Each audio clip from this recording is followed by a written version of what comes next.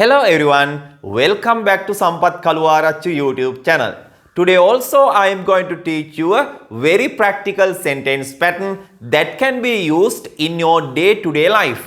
එදිනෙදා ජීවිතයේදී භාවිතා කරන්න පුළුවන් ඊටාම ප්‍රායෝගික වාක්‍ය රටාවක් අද දවසෙත් ඔබට උගන්වන්නයි මේ සූදානම් වන්නේ. අද දවසේ මම ඔබට උගන්වන වාක්‍ය රටාව තමයි why don't you කියන භාවිතය. ඇයි නැත්තේ?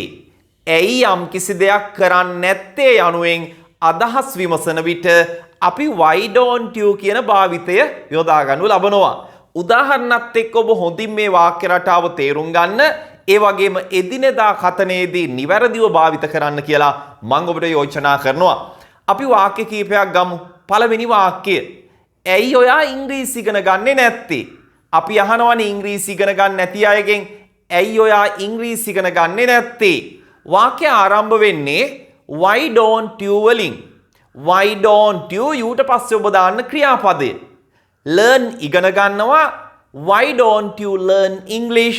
ඇයි ඔයා ඉංග්‍රීසි ඉගෙන ගන්නේ නැත්තේ? ඕන තරමක් වාක්‍ය හදන්න පුළුවන් why don't you භාවිත කරලා. ඇයි නැත්තේ යනුවෙන් අදහස් විමසන විට. ඇයි ඔයා ඉංග්‍රීසි ඉගෙන ගන්නේ නැත්තේ? why don't you learn English? ඇයි ඔයා ඉංග්‍රීසියෙන් කතා කරන්නේ නැත්තේ? why don't you speak in English? ඉංග්‍රීසියෙන් කියනකොට අපි in English භාවිත කරනු ලබනවා. ඇයි ඔයා ඉංග්‍රීසියෙන් කතා කරන්නේ නැත්තේ? why don't you speak in English? අපි තවත් වාක්‍යයකට යමු. ඇයි ඔයා අනිත් අයට උදව් කරන්නේ නැත්තේ? why don't you help others? help උදව් කරනවා, අනිත් අයට others. why don't you help others? ඇයි ඔයා අනිත් අයට උදව් කරන්නේ නැත්තේ? හොඳයි, අපි තව වාක්‍යයකට යමු.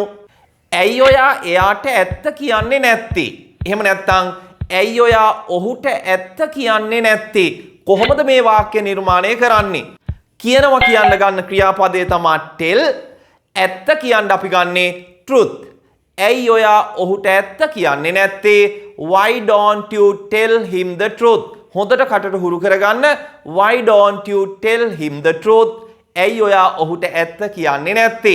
මේ සමගම මම ඔබට යෝජනා කරනවා මේ වීඩියෝ එක අවසානයේට why don't you භාවිත කරමින් අඩුම ගානේ වාක්‍ය 4ක් හරි 5ක් හරි 4ක් 5ක් බැයි නම් අඩුම ගානේ වාක්‍ය 2ක් හරි why don't you භාවිත කරලා නිර්මාණය කරලා පහළ තියෙන comment section එකට දාන්න කියලා මම ඔයාලට යෝජනා කරනවා. අනිවාර්යයෙන්ම මම විශ්වාස කරනවා ඔබ අඩුම ගානේ වාක්‍ය 2ක්වත් පහළ comment section එකට දායි කියලා.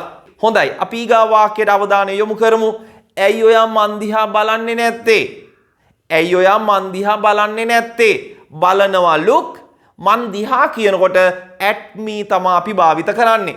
why don't you look at me? why don't you look at me?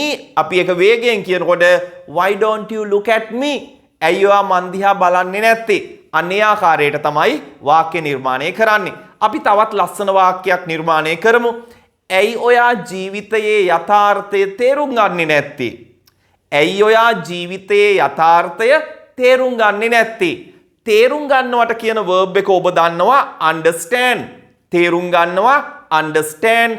ජීවිතයේ යථාර්ථය the reality of life.